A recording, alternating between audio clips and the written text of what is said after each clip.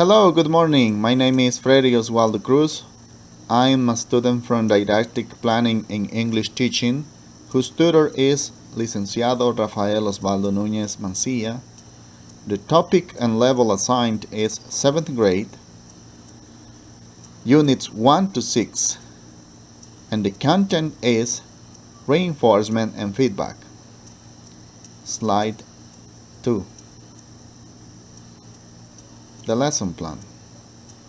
First of all, I want to show you the main elements of my lesson plan.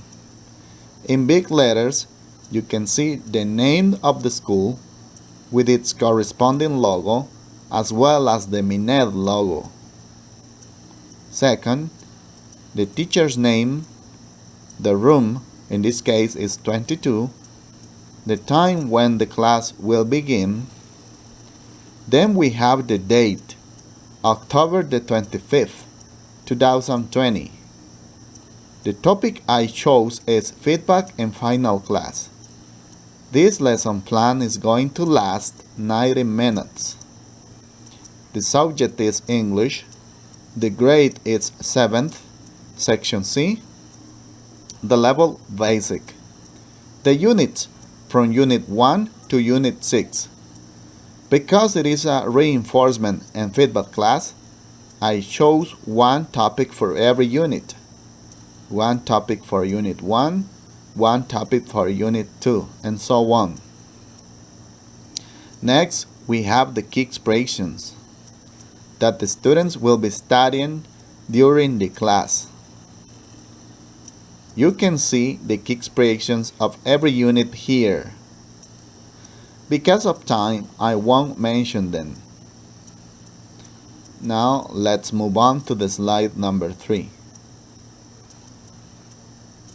SMART objectives, language focus, materials, and seating arrangement.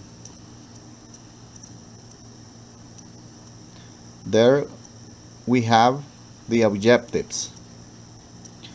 I'm going to read them for you. The first one, at the end of the lesson, the students will be able to assess themselves in terms of knowledge of main topics from units 1 to 6 with an 85% possibility of errors. The second objective says, at the end of the lesson, students will be able to discuss the main topics from unit 1 to 6 with 85% of possibility of errors. The third objective says, at the end of the lesson, students will be able to express complete ideas by asking questions and giving answers about the main topics from units 1 to 6 with a 90% possibility of errors.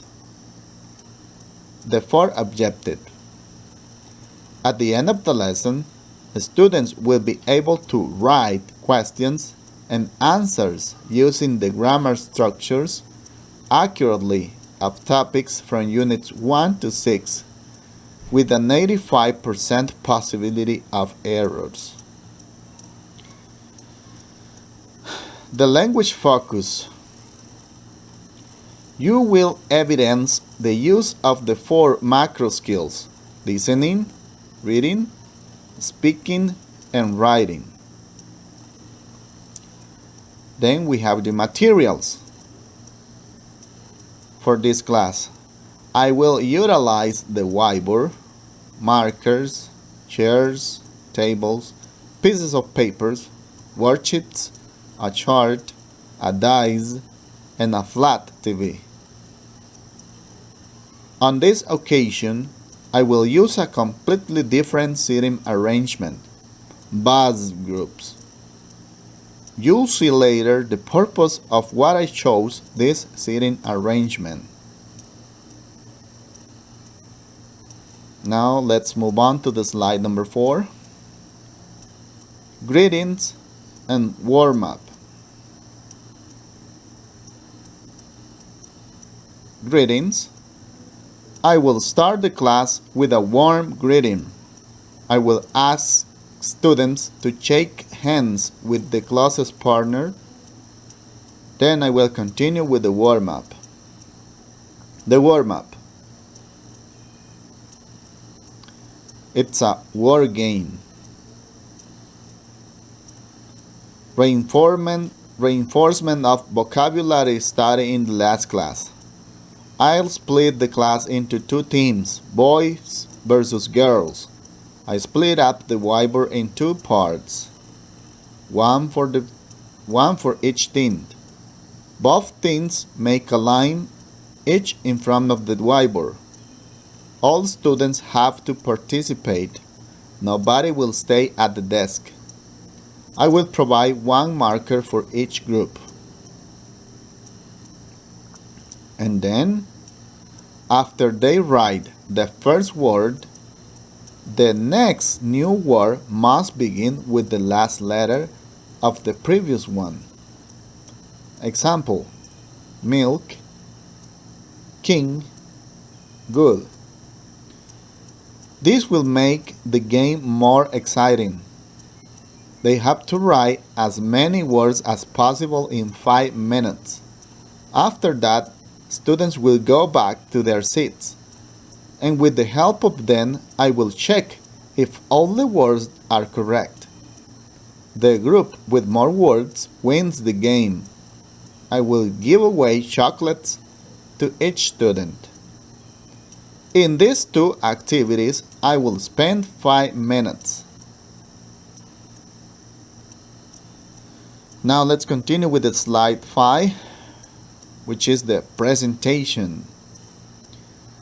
By making use of a flat TV, I will present the following topics: final class and feedback from units 1 to 6 during the entire year. Slide 6. Units from 1 to 6. Students will get reinforcement and feedback on this topic. Number 1. The verb to be: affirmative, negative, and interrogative form. 2. Demonstrative pronouns: this, that, these, and those. 3. Possessive adjectives: mine, your, his, her, its, their, our. Number 4. Asking and answering question, utilizing do, does, done, doesn't. And number 5. Family tree, vocabulary: brother, father, sister, mother, etc. And the last one, the number 6. What's the time? What time is it? It's 10 o'clock, etc. They are going to be practicing, remembering, getting feedback, reinforcing all their weaknesses they could have gotten during the course, and showing how much knowledge they acquired at the end of the scholar year. I will explain in more detail in the next stage. I will use 5 minutes in the presentation stage. Slide number 7. Practice. Activity 1. I will instruct students to make groups of 4 or 6. This will depend on the number of students. The teacher may distribute the students as he thinks it will be the best option. Before starting the class, the teacher must have rearranged students' desks like this. There will be 6 groups of seats and tables, previously arranged by the teacher. This is called bus group. Now, let's continue with the slide number 8. Commands that I'll be using during the practice stage. The idea is very simple. At the beginning of the class, Students will sit where they feel comfortable. There will be no need to form groups because they are already formed by the seating arrangement I planned. The students have no idea what is coming next. So, I will hand in one worksheet for each group. Every sheet contains one of the topics presented on the flat TV. I will clarify to the students that I'll be saying 4 different commands. The first one, reading. When you hear reading, what do you think do you have to do? And one student will say, read, and I will say, that's right. So, one of you will read to the rest of your classmates the instructions that will be stuck at the back of the page. The first group has to stick the instructions in a visible area of one of the tables of the group. The second command, when I say speaking, you are going to talk following the instructions you read on the worksheet.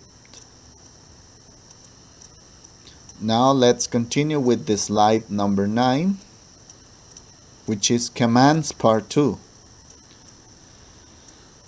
The third command is writing. When you hear this, all of you have to write as quickly as possible 2 sentences that you have learned caused by the interaction with your partners. For example, you can write sentences that were most used in the speaking time, the ones that they remember the most. The ultimate command is earthquake. When I say earthquake, all the members of the group have to move on to the next table at once. Then I'll start over with the first command. I will say reading again, and all the students have to read the instructions from the new worksheet. When I notice that they have read it, I will continue with the second command, which is speaking. And all the students have to speak using the information from the worksheets. Then I'll say the third command and 4 commands, and so on, until all the students have passed for all the 6 worksheets.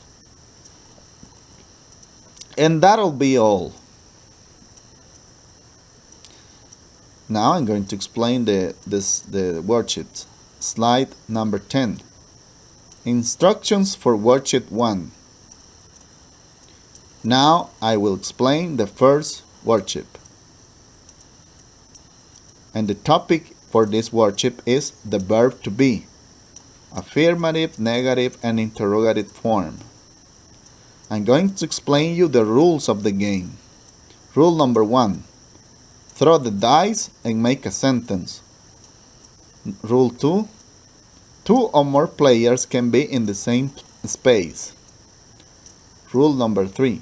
Continue to play until someone reaches the finished, and then see who will finish second, third, etc.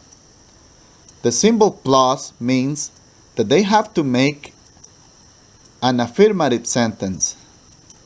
The symbol minus means that they have to make a negative sentence. And the question mark means that they have to make an interrogative sentence. For example, one student rolls the dice and it indicates 2. So let's count. 1, 2.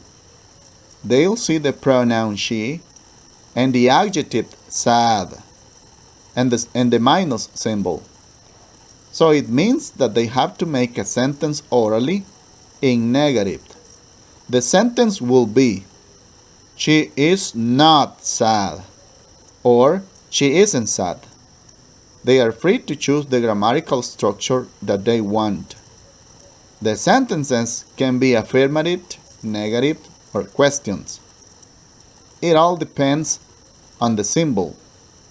Plus for affirmative sentences, minus for negative sentences, and the question mark for interrogative sentences. Let's move on to the slide 11. Here I'm going to explain the instructions for the worksheet number 2. And the topic for this worksheet is demonstrative pronouns. This, that, these, and those. In this worksheet, the students have to make a sentence employing one of the demonstrative pronouns that are in the big letters in the upper part of the sheet. I will tell them to pay attention to the pictures and the distance of the hand, which is pointing out the objects. I almost forgot. I will give 10 minutes for every worksheet.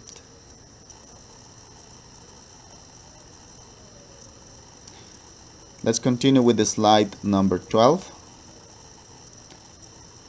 Instructions for worksheet number 3. And the topic here is possessive adjectives. Mine, your, his, her, its, their, and our. In this worksheet, the students have to write or choose the correct possessive adjective. The students have to deduce and watch carefully to choose the correct possessive adjective. The picture will give them clues to select the correct answer. I want to clarify that the instructions will be stick at the back of the page because there isn't enough space in the front part of the sheet. Slide number 13. Instructions for worksheet number 4. And the topic here is asking and answering questions utilizing do, does, don't, and doesn't. Here, the students have to ask and answer questions using do, does, don't, doesn't. In this activity, the student must work in pairs. Let's say there are 6 students in the group. They have to split up in pairs. One student is going to ask the question to the other student, and vice versa. There are 20 questions and consequently 20 answers. Let me give you some examples. Student 1, does she go fishing? And the student 2 will respond, yes, she does. I'm showing you only half of the worksheet in the PowerPoint presentation because if I would have presented the full worksheet, it would have been hard for me to explain to you. I did it like that in order for you to see it in a better way. Slide number 14. Instructions for worksheet number 5. And the topic for this worksheet is family tree. Vocabulary: brother, father, sister, mother, etc. Here, the students have to analyze the family tree and have to complement the sentence by saying and writing the vocabulary about the family. You already know the vocabulary: father, brother, sister, etc. You have to complement the statements based on the family tree information. The point of departure is the word me. Example: the person who is telling the sentence is me. So, the first one should be like this. The first sentence, or the first answers. I'm Jimmy's sister. He is my brother. Slide number 15. Instructions for worksheet number 6. And the topic is, what's the time? What time is it? It's 10 o'clock, etc. Here the task is very simple. Students have to ask what time it is. What time is it? And the other students have to answer by choosing one of the multiple choice provided in the sheet. Here the students must work in pairs. I mean, if they are 6 members, 3 pairs have to work at the same time. The page is big enough for the students to sit around the sheet to start asking each other the question, what time is it? And the other 3 students will be answering. My role as a teacher here is to monitor. I will be observing the students' performance during the whole activity. I will be visiting the groups just in case they need help or have doubts about how to work with the worksheets. And of course, I will help them. Slide number 16. This is the last one. And here we have the production stage, the assessment, the wrap-up, and a contingency plan. In the production, I will ask 2 students for each group voluntarily to share 2 sentences from any of the topics with the class. I will spend 3 minutes here. In the assessment, I'm going to tell the students to look up under their seats, where I will paste some questions, employing the same sentences, examples, and information from the worksheets, where I will evaluate whether they have understood or not the topics. If they answer the questions with no hesitation, it all means that the objectives have been accomplished. 3 questions will be more than enough for the assessment. The time for this activity will be 2 minutes. Now the wrap-up. I will paste at the whiteboard an image completely covered with little pieces of paper, and I will ask the students to try to guess what it is. I will be revealing the image, removing one by one the little pieces of paper. As you can see, the image that I have chosen is a beautiful couple, a boy and a girl, both walking on the beach. The image will have a hidden message at the back. It'll be Happy Vacation. I will utilize 5 minutes to develop this activity. And the contingency plan, if the teacher needs more time, let's say that there happens something, the next tongue twister might be useful. So I'm going to tell you the tongue twister. One little monkey jumping on the bed, one fell off and broke his head. Mama called the doctor and the doctor said, no more monkeys jumping on the bed. And then you continue. 2 little monkeys jumping on the bed. One fell off and broke his head. Mama called the doctor and the doctor said, no more monkeys jumping on the bed. And so on, etc., etc., etc. And well, a note. The listening skill is implicit in the whole lesson plan. Thanks for your attention and have a nice day.